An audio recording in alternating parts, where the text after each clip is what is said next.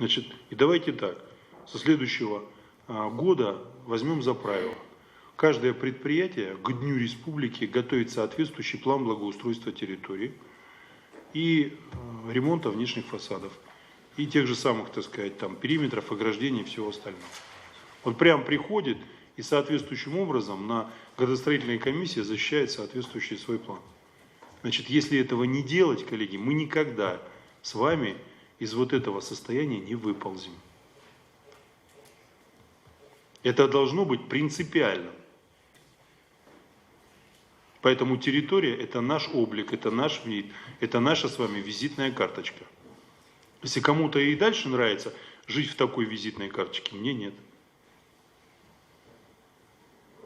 Уж поверьте, у меня тоже хватит сил ездить и уж в конце концов определенным образом вам показывать, как жить нельзя. Дайте сами наведем порядок, чтобы нам потом кто-то со стороны не указал. Поэтому, коллеги, большая просьба. Просто еще раз говорю, вот один пример. Проходя по улице, вижу, что дом отселен. Не буду называть адрес, ну просто не хочу. Пока просто говорю. Позвонил, знаете, кое-кому, выяснилось, что это вот ведомственный дом, что он должен быть отселен.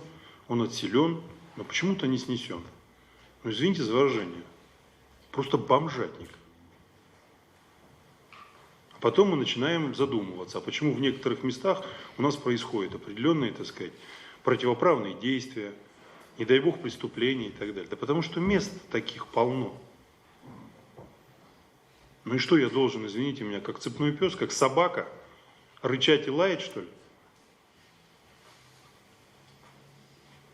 Понадобилась, извините, 1 неделя. Чистая местность, территория, все замечательно, все под веничек убрано, заборчик поставлен, все соответствующим образом. Хотя я вас уверяю, что просто было дико, что висит соответствующая вывеска, где написано, что ваш дом, тоже не буду называть дату, но примерно годичной давности, должен быть снесен. Коллеги, год прошло, мы что себя дискредитируем таким образом? Вот не пишите вы этих вывесок. А лучше принимайте решение сразу. Отселили последнего жителя, уберите.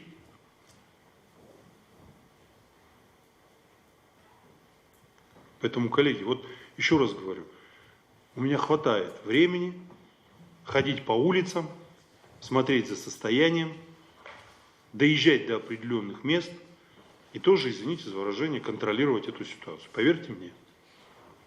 Не будете контролировать вы, значит будем контролировать другие. Вместо вас.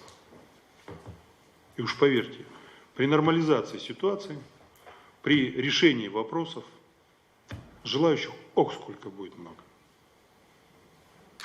Отбоя не будет, в очереди будут стоять, поверьте мне.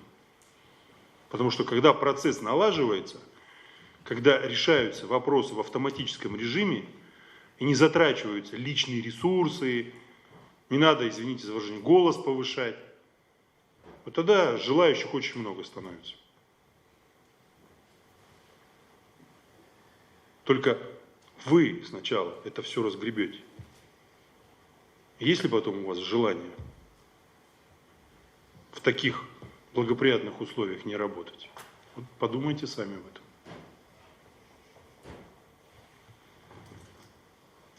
Еще раз говорю, коллеги, пожалуйста, я все понимаю, у каждого уже глаз замылился, надо уже там то, уже там 1000 разных вопросов, проблем.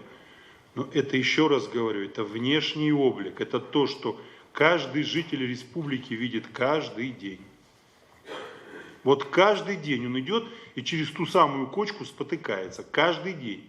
И каждый день у него, извините за выражение, много ненормативной лексики. И вы думаете, в адрес этой кочки? Ничего подобного. И вы прекрасно понимаете, в адрес кого у него ненормативная лексика. Просто вот у меня в жизни нет мелочей. Знаете, вот мне от этого может быть и тоже тяжело, но нет у меня мелочей. Вот я что вижу, что не так, понимаете, вот я пытаюсь исправить. А некоторые так, не так, да и Есть не просит, да и пусть стоит. Он просит, понимаете?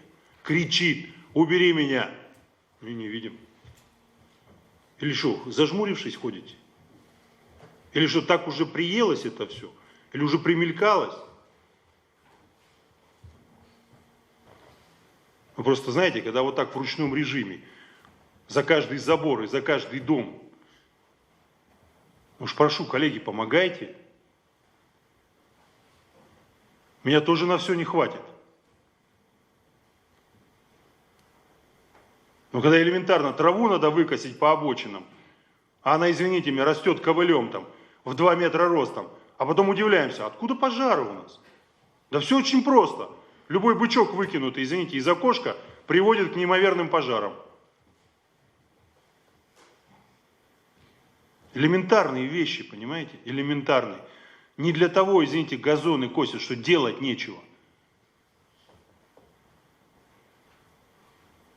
А просто так каждые 2 дня в неделю и так 400 лет подряд. Потом приезжают и удивляются, что такие газоны красивые. Да все очень просто. Просто уже на автоматизме у людей это, понимаете? А у нас на автоматизме просто видеть то, что происходит. И ничего не делать. Друзья мои, с ручника снимитесь. Другими глазами посмотрите. Неужели неприятно, когда меняется обстановка вокруг? Когда плиточка ровненькая, когда бордюрчик красивый, когда дорога, понимаете, без ям, без ухабин, когда газончик сделанный. Ну это элементарно, но это забота, понимаете, забота. Сейчас скажете, на все денег нет, да это желание просто. Взять и организовать процесс. Элементарное желание.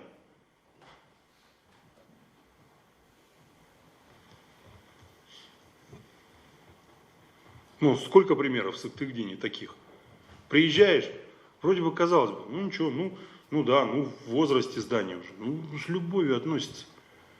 И заборчик покрашенный, и ровненький, и выровненный, и там, и сям, и все сделано. И тут деревцо посажено, и там кустарничек подстрижен.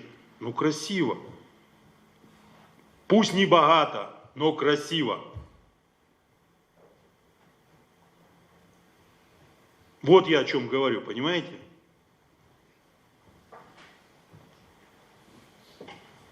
И вот как только вот это все станет предметом нашей жизни, каждодневным, вот тогда все исправится. Но само собой ничего не выровняется.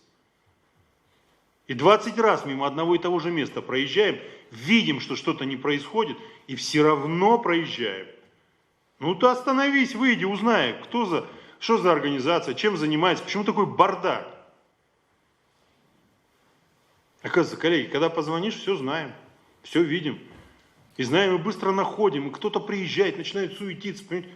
Так а зачем надо ждать, чтобы я приехал, позвонил? А у самих не доходит, что ли?